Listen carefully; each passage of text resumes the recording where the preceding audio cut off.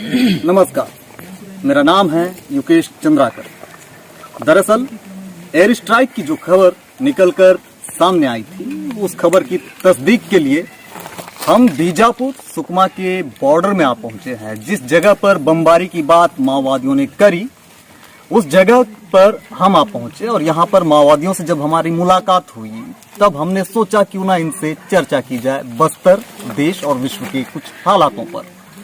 माओवादी संगठन की तरफ से हमारे साथ जो DKSZC के मेंबर हैं विकास, उनके स्थान पर उनके एक और सदस्य हमारे साथ बने हुए हैं।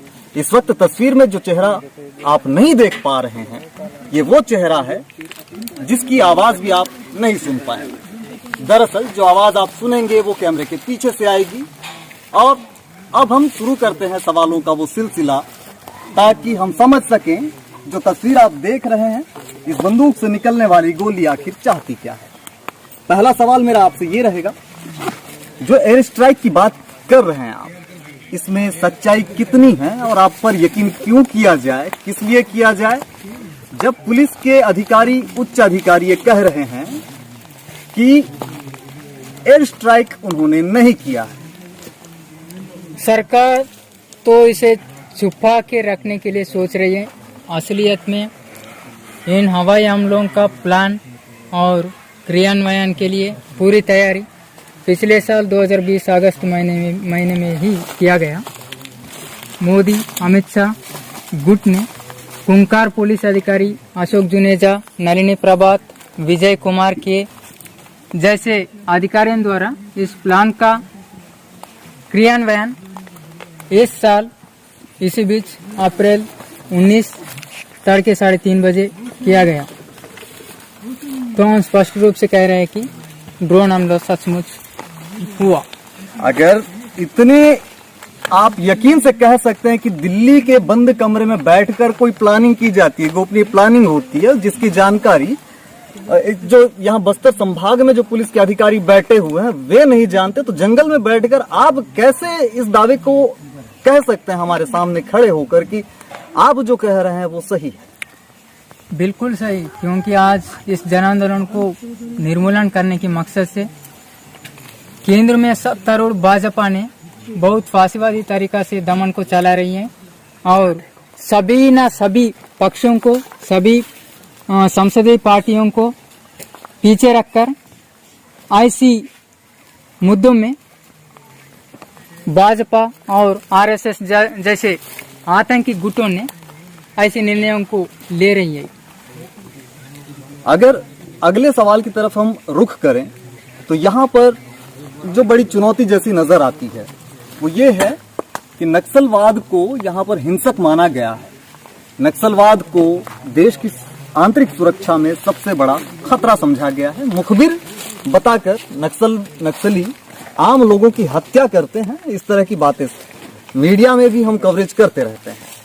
तो हम क्या समझकर चलें कि नक्सलवाद किसका हितैषी है? तो बाहर में मीडिया और प्रशासन बार बार हमारे ऊपर आरोपण करता ही रहता है। हम इसका बिल्कुल विरोध करें। हम कहीं भी कभी भी कोई निर्दोष ग्रामीणों को मारे नहीं और कुछ कार्रवाई लिए नहीं। असलियत में मुखबिर के नाम से उनका जान जाने का पूरी जिम्मेदार इन केंद्र राष्ट्र लुटेरे सरकारों का है। क्योंकि इसी बीच आप सब लोग सुने होंगे, जीरागुड़न घटना के वक्त में भी पुलिस प्रशासन ने घोषित किया कि मुखबिर के सूचना के आधार पर ही कार्रवाई करने 2000 जवानों को अंदरूनी क्षेत्रों में भेजा गया, लेकिन उल्टे हमारे PLGA के घेराव में फंस के 22 जवान मर गए। ऐसी घटनाएं घटती जा रही, तो लोग उनकी जाल में फंसकर कुछ लोग मुखबिर बन रहे हैं। हमारा बात यह है कि अगर उन लोग मुखबिर बने तो भी ईमानदारी से जनता के सामने आके अपना गलती को स्वीकारेंगे, तो उनके ऊपर कोई कार्रवाई लेने का बात नहीं। हाल ही में जो प्रेस नोट आप लोगों ने जारी करे हैं, लगभग 3 प्रेस नोट, जिनमें शांति वार्ता की बात की गई है आपके संगठन की तरफ से। यदि यह युद्ध इतने सालों से चला आ रहा है, तो अब शांति वार्ता की बात कैसे, क्यों? क्या नक्सलवाद कमजोर हुआ है या फिर नक्सलवाद इस क्षेत्र में अब शांति चाह रहा है। क्या है नक्सलवाद का अगला उद्देश्य, क्यों वो शांति वार्ता की बात करता है और शांति वार्ता के लिए वो कितना तैयार है? अगर नक्सलवाद कमजोर हुआ तो शांति वार्ता का अवसर क्या है इन सरकारों को? फिर भी हम दोहराना चाहते हैं कि शांति वार्ता के लिए हम भी अभी भी बिल्कुल तैयारी है। वो पहले से हम बता रहे हैं, क्या कि इस सवाल का जवाब ठीक केंद्र सरकार ही देना पड़ता है कि आज जमीनी से आसमानी से कई प्रकारों से हमारे जन आंदोलन के ऊपर हमला करते हुए आज हवाई हमला करके भी शांति वार्ता की बात कहने से उसका जिम्मेदार हम नहीं है। इन शांति वार्ता के लिए जैसी माहौल बनाने का पूरी की पूरी जिम्मेदार इन सरकारों की ही है। जल जंगल जमीन जनता ना सरकार जन युद्ध की बात की जाती है। जनता का कितना सपोर्ट माओवाद को है और किस आधार पे आप जनता ना सरकार यानी कि जनता की सरकार अपने आप को कहते हैं? सरकारें बौखलाहट में आकर ही हमारे ऊपर दुष्प्रचार कर रही हैं। असलियत में हमारा जनादर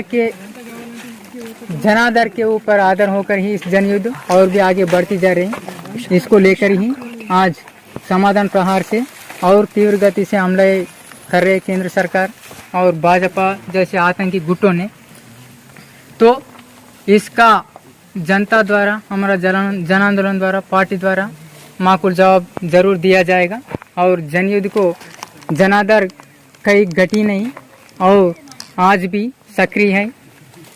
कैंप रहने और ताना रहने की जगहों में भी हमारा जनता ना सरकार है, हमारा जन संगठन आज भी सक्रिय है। एक आखिरी सवाल मेरा एयर स्ट्राइक को लेकर के आपसे, मैं इतना ही एक सवाल, आखिरी सवाल है मेरा। एयर स्ट्राइक को लेकर के आपका एक जवाब, केंद्र सरकार, राज्य सरकार कौन जिम्मेदार है? और माओवाद अगर यहाँ पर सामने खड़ा होकर बात कर रहा है तो हम माओवाद की बात क्यों माने?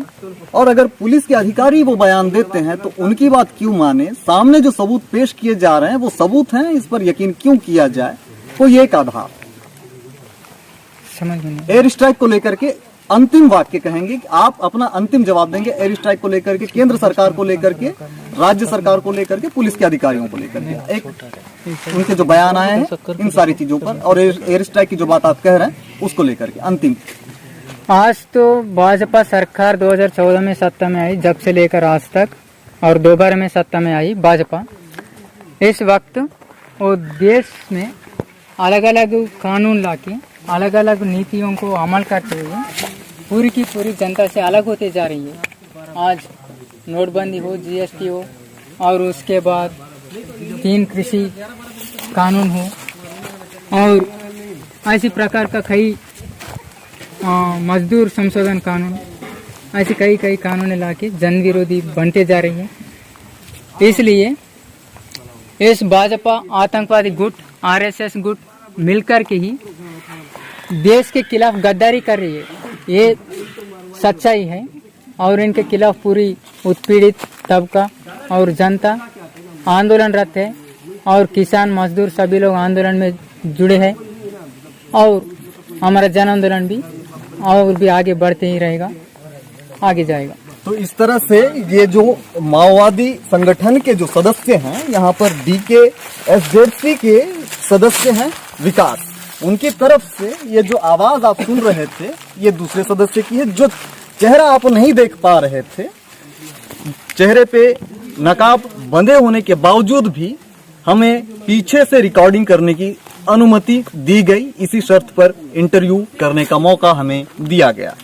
और जिस तरह से ये सारे सवाल जवाब आप सुन रहे थे, दरअसल इन सारे सवालों को अगर एक तरफ रखा जाए और इन तमाम चीजों को एक तरफ रखा जाए, अब तक की जितनी घटनाएं घटी हैं उन तमाम घटनाओं पर एक नजर डाली जाए और शांति वार्ता की बात की जाए, तो आज भी नक्सली हमारे सामने खड़े होकर इस बात को कह रहे हैं कि वे शांति वार्ता के लिए तैयार हैं जरूर, लेकिन आम जनता की बात वे कर रहे हैं, जिस पर राजनीतिक पार्टियों पर वे लगातार आरोप भी लगा रहे हैं कि कहीं ना कहीं आम जनता का शोषण राजनीतिक पार्टियां कर रही हैं, जिसमें विशेषकर वे भाजपा से नाराज नजर आ रहे हैं। नमस्कार।